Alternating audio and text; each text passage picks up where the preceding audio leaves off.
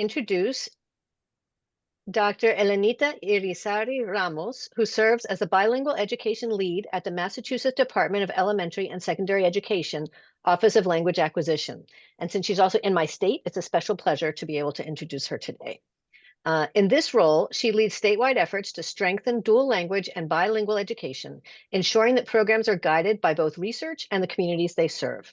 Dr. Irizarry-Ramos brings deep expertise in language policy, program development, and culturally responsive education, and she has been instrumental in shaping strategies that expand equitable learning opportunities for multilingual learners across Massachusetts. Today, she will present Strengthening Dual Language Bilingual Education in Massachusetts, Research-Informed Policy, Practice, and Technical Assistance, where she will share how Massachusetts is advancing sustainable, high-quality, dual-language bilingual education through data-informed policy and technical support. So please join me in welcoming Dr. Elenita Irizarry-Ramos. Hello, everybody. I'm so excited to be here with you guys and to share a little bit about the work that I've been doing and my office has been doing in partnership with amazing collaborators like the Multi-State Association of Bilingual Education and WestEd. And so essentially what the presentation for today is explaining what the state of public dual language bilingual education in Massachusetts is. I work for the Office of Language Acquisition, OLA, and which is housed under the Center for School and District Partnership, CSDP, in the Department of Elementary and Secondary Education, DESE. I just wanted everyone to get familiar with the acronyms that I'll be using in this presentation.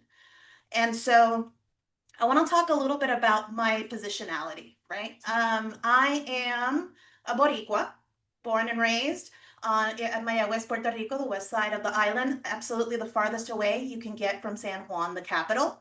I am an Army brat. My dad enlisted in the military when I was in kindergarten. He was stationed all throughout Europe, all throughout the southern part of the US. So I was labeled an English learner because my first language was Spanish. And then when my dad retired from the military and moved back to Puerto Rico, because I was in sheltered English instruction and pull out ESL, I mean, it worked because clearly here I am communicating in English. But unfortunately, that meant that I didn't receive supports in my Spanish. So I got back to Puerto Rico and I was labeled an aprendiz de español. So I have the distinct privilege of being labeled a language learner in the only two languages I'm completely biliterate and bilingual in. So I'm also a first generation college graduate. I'm the only member in my family that has a doctorate, which I was telling earlier that my mom was crying throughout the entire dissertation defense. So that is why she will be seeing a recording of today's presentation and isn't here with us. I was also a high school ESL teacher for 10 years. And I'm currently also balancing between being the bilingual education lead in our state. I'm also a part-time lecturer at UMass Amherst, where I teach in the bilingual education endorsement program and the graduate ESL program. And I'm also an assistant professor at the University of Puerto Rico, teaching online bilingual endorsement classes. I work at DESE, and I consider myself to be a researcher, an advocate, and an ally. And sometimes it's really hard to navigate that, also being in the position of a state regulator. So it's always really important to have great partnerships with advocates, organizations, and professional organizations like the Multi-State Association of Bilingual Education, because things that don't fall under the purview of a state regulator can definitely be elevated by professional organizations. So yeah, that is who I am. And I also want to give a shout out to the incredible team members in my OLA office and to show a little bit about what we do. We provide district and school leadership and support to build their capacity to educate English learners and world language students. And we also coordinate state English learner initiatives and policies. So that's who I work for, really amazing folks. And I want to talk a little bit about the legacy of bilingual education in Massachusetts, right? We have had a long and complicated journey in our bilingual education world, right? In 1969, Boston Public Schools set up a pilot all-day bilingual program for children ages 6 to 14. Then in 1971, with the passing of the Transitional Bilingual Education Act, we were able to incorporate and implement transitional bilingual education programs for limited English proficient students.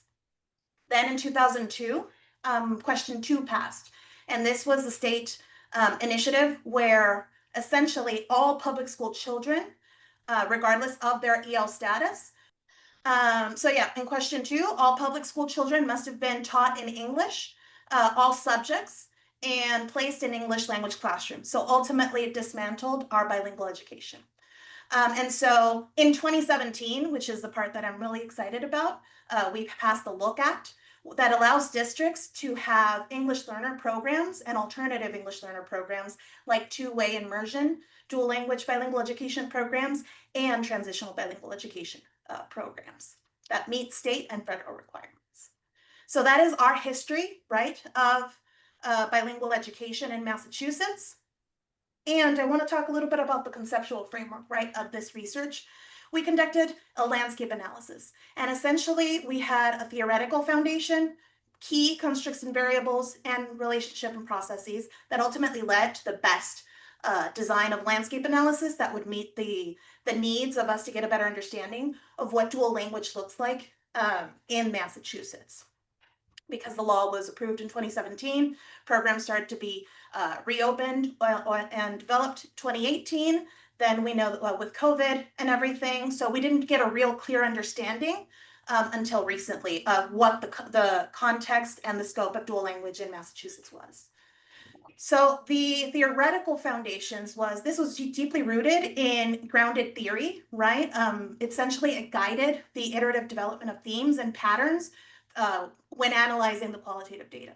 And then also we incorporated a convergent parallel mixed method designs. And what essentially we wanted was to get a better understanding between the qualitative findings and also the quantitative design, the quantitative data that we collected for a more comprehensive understanding of what was happening. Because we wanted to know, okay, fine, if a school district with a high EL population opened a dual language program, is it in the actual neighborhood that would most benefit our English learners, or is there gentrification of dual language education happening? And so that is also something that we wanted to get a better understanding of by using the quantitative piece.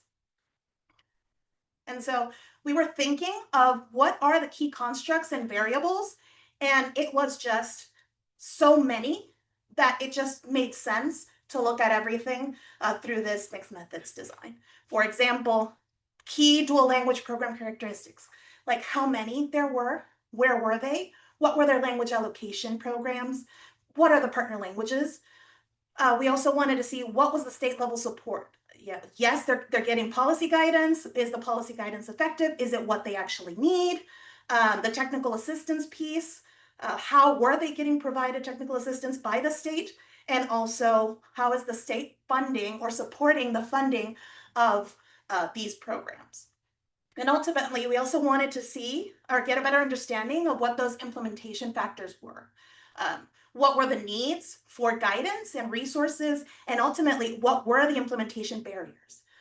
It was staffing an issue, was funding an issue, was community engagement also an issue. So those were like the main or the most salient key constructs and variables. And also we wanted to get a better understanding of the different relationship and processes happening. So we wanted to see how the state support really helped dual language program design and implementation. We also wanted to see how the statistical trends reflected the lived experiences of the schools and the communities that they're intended to serve.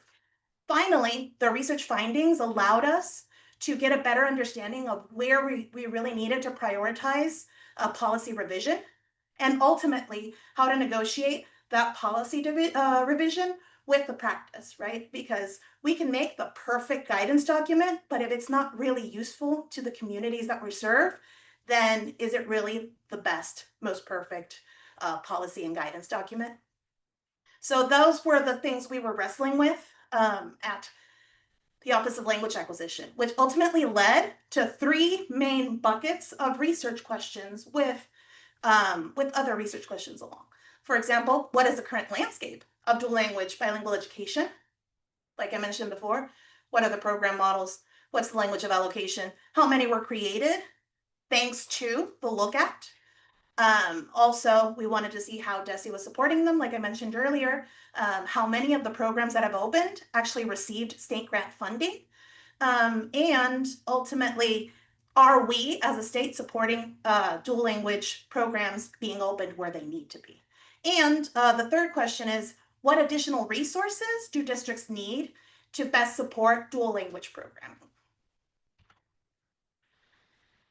And so these main buckets led to the landscape analysis methodology, right? And ultimately what this methodology does is looks at information to better understand the different characteristics, patterns, and dynamics of a particular landscape. So the qualitative piece included unstructured interviews, school visits, a policy analysis of state regulations, and follow-up interviews to get to like the root cause of the different policy levers that we could actually implement. And then descriptive analysis, like I mentioned, program structure, program duration, language allocation, and the student demographics. So I'm going to focus for the purpose of today on the qualitative aspect of the unstructured interviews. We interviewed 87% of two-way immersion district leaders to get a better understanding of the programmatic aspects. We also did a school visit of 39% of the two-way immersion programs in the state. We also revised and did a policy analysis of 15 state laws, regulations, and guidance documents. And we interviewed half for follow-up interviews of the two-way immersion district leaders just to get a better sense of narrowing down the salient and re-emerging themes. So what are the program models? Well, within the programs that we have that are labeled and marketed to families as dual language, we found that 47 of them were two-way immersion. And so of those 47, like, okay, great. What are their languages? What years were they established? What program model do they have, right? So we were really excited to know that we have 6 languages in which we offer dual language. More than 70% of them are in Spanish, with 36 programs in Spanish, 7 in Portuguese, 1 in French, 1 in Vietnamese, 1 in Mandarin. And I'm really excited about Haitian Creole because it was the first dual language program in the country, and it is in Boston. So I'm really excited about that one. And we also noted that while we couldn't get the information from everyone, we did note that 22 of these programs were established after 2017. So thanks to that piece of state legislation, not only were we able to open more dual language programs than before, we also, in the current political climate, have codified in state law that we value bilingualism, biliteracy, high academic achievement, and sociocultural competence for all of our students in Massachusetts. And so I'm incredibly fortunate to be the person in this position to be able to move that, carry on that legislative piece into action, right? Unifying what the language policy is with actually what the language planning we need to carry out in order to effectively implement this language policy. And then one thing that was really interesting to us was noting that out of all of these programs, the majority of them were strands, which makes sense, right? But I was really surprised that just the fact that we had whole schools, and I was interested to learn more about those. And so that was one piece, right? What does it look like? Now I wanted to see how are we supporting this dual language programming? And so which dual language programs have received state grant funding? And so I'm happy to report that every single one of the districts in this list have medium to high English learner enrollment. What does medium EL enrollment mean? That they have between 100 and 300 English learners enrolled in the district. High enrollment means that they have at least 351 or more. With Boston having close to, last time I checked, they had close to 16,000 English learners. So everyone here in bold has high English learner enrollment. Everybody who is bold and in green means that they had English learner, they had dual language programs before the passing of the Look Act. And so now I want to get into the salient themes that emerge from this research, right? We realized that one of the most common themes that came out of this interview was partner teacher license. And it was an incredibly humbling experience to be able to foster a relationship with my district leads for dual language. And because it was, the basis on this was honesty. I need to know how exactly you feel and also the challenges you're facing as a district leader so I can best support you. And so to be able to be in that position where a district leader feels empowered to say, this is a systemic issue. Licensure will break dual language. That's incredibly humbling, incredibly empowering for the district leader as well, and empowering for me. Even more so, they doubled down and said something is incredibly wrong when people of color, educators, are disproportionately failing MTELs, which is our praxis, right? Our educator licensure exam, are failing MTELs, and we are choosing to do nothing. The next one we had was for FC 181 funding. This is the state grant that we offer to districts that want to open alternative English learner programs. And so this goal 1 is specifically for the first 3 years of planning and implementing a dual language program. It's intended to be seed money. One of the more salient findings was also, they mentioned, dual language programs are expensive and they're hard to sustain.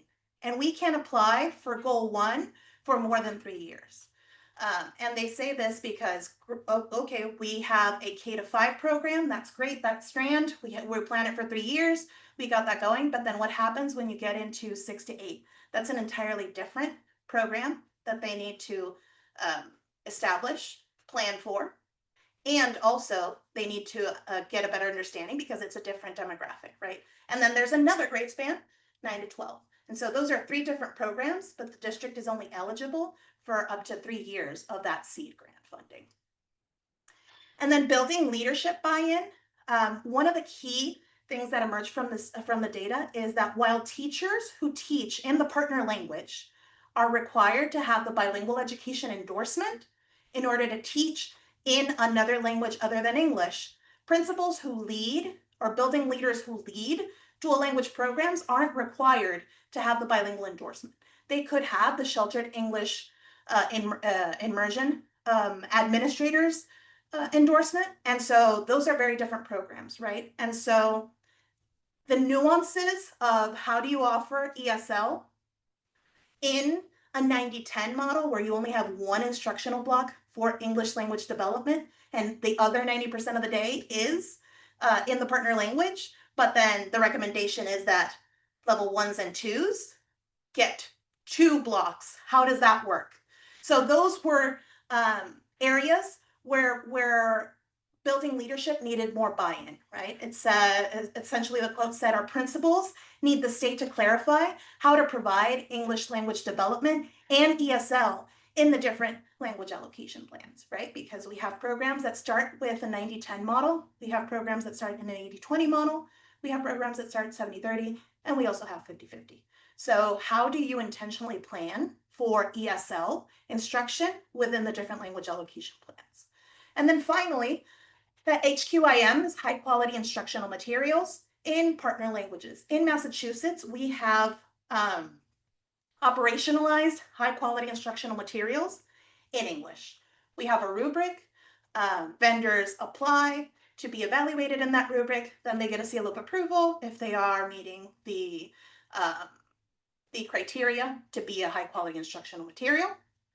And then there's also state funding for districts to apply for so that they can purchase these high quality instructional materials. So this process works really well. It's ironclad, like the Center of Instructional Support has done an amazing and phenomenal job with this process. However, this is not a process that is done for high quality instructional materials that are available in languages other than English. And so what ends up happening is that if a vendor is marked as an HQIM and they have a translation of the material, then dual language schools will purchase that material. But still, you have the material in English, the material in Spanish. But how do you make sure that there are cross-linguistic connections intentionally happening in the classroom for the different language allocation plans? And so that is something that turns into the responsibility of the dual language teacher. And this quote is very powerful because it's speaking to that, right? There's no process for selecting HQIM in languages other than English. Our dual language bilingual education teachers are burning out because they have to translate and transadapt materials.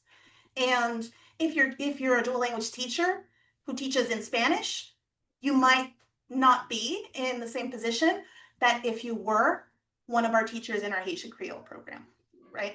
And so how do we create a system, a process to support this HQIM process in partner languages? And then not only, right, did we do these interviews, do this policy analysis and all these fun stuff, but I also got curious into these programs have to apply for new program proposals process, right? And so I was interested in looking at, we don't approve all of them. So what is happening to the ones that we don't approve? Why are they not being approved? And I'm not going to go over each and every single one of these, but I will say that there were 3 main buckets where the reasons fell under. And one was planning and enrollment. And this one really speaks to having an unclear understanding, right? You don't know what you don't know. And so if you don't understand who your demographic is, what their achievement data is, if you don't have a strong English learner advisory, English learner parent advisory council, you don't have that family and community engagement. And so that is the main bucket, one of the main buckets, right? The lack of intentional planning and enrollment for dual language bilingual education. And then the other piece, right, is the staff and professional development. Our teachers in the Commonwealth need to have 15 PDPs, which is professional development points. They attend professional development conferences, workshops, and then those credits count towards their license. They're supposed to have 15 PDPs in sheltered English instruction and also bilingual education if they teach in a bilingual education program and have a bilingual endorsement. And so that's one piece, right? How do you provide professional development? Ongoing professional development, 1. 2, also, where are you going to recruit a bilingual, biliterate math teacher who speaks Vietnamese? So if you recruit teachers internationally, they might not have the licensure requirements to be able to get the license here in Massachusetts. And so that staffing element was also something that was really prevalent because there wasn't like a clear plan to support these multilingual educators to get licensure. And then the other piece was the curriculum, instruction, and assessment, right? There wasn't a clear alignment between the curriculum that was going to be taught during the instructional time of English versus the instructional time of that partner language. And there wasn't also a clear path for that cross-linguistic connection, that pedagogical translanguaging that really is important if we truly want our students to be bilingual and biliterate. And there's also there wasn't a lot of clear monitoring of students' growth in both program languages. Like the solid state accountability system, we have our access testing, we have our ELA MCAS, we have our content MCAS, right? That was set in English, but there wasn't a clear monitoring process for the program languages, the other program languages. So those were the main areas in which English learner program proposals weren't being successful. And so for this piece of policy, right, we looked at the three main salient themes. And so essentially we thought about licensure equity. Okay, so how can we, or what levers we have in our office, in our center, into other centers that we can tap into and to support this, right? And then we looked at things that were outside of our control, right? That required changes in regulations and changes in law. And so in licensure equity, we realized that since our office offers this, state funding, FC 181 state funding, we're able to create additional goals within that grant application process, specifically targeted to support licensure of teachers in languages other than English.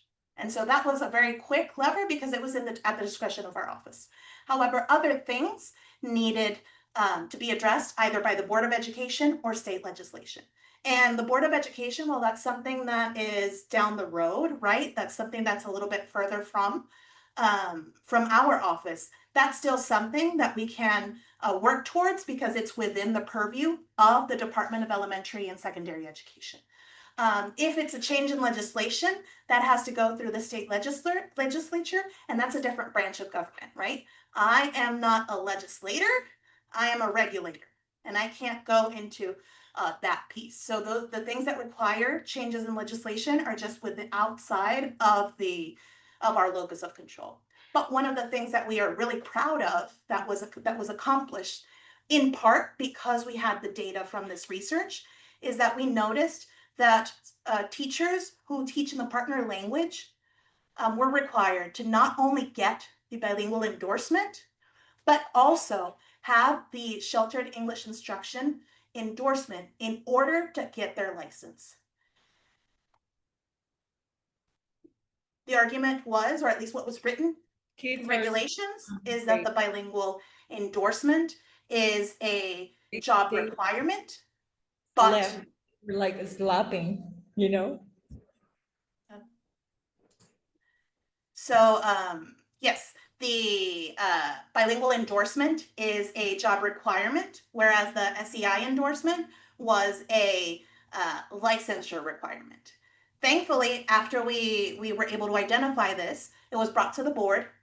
It was open for public comment, and we were able to pass a change in regulation where now bilingual educators can obtain the bilingual endorsement, and that covers the sheltered English instruction endorsement. So now it's no longer a requirement to have both if you teach in a language other than English, because after the policy analysis, we uncovered that the bilingual endorsement is sheltered instruction in languages that covers English and the partner language.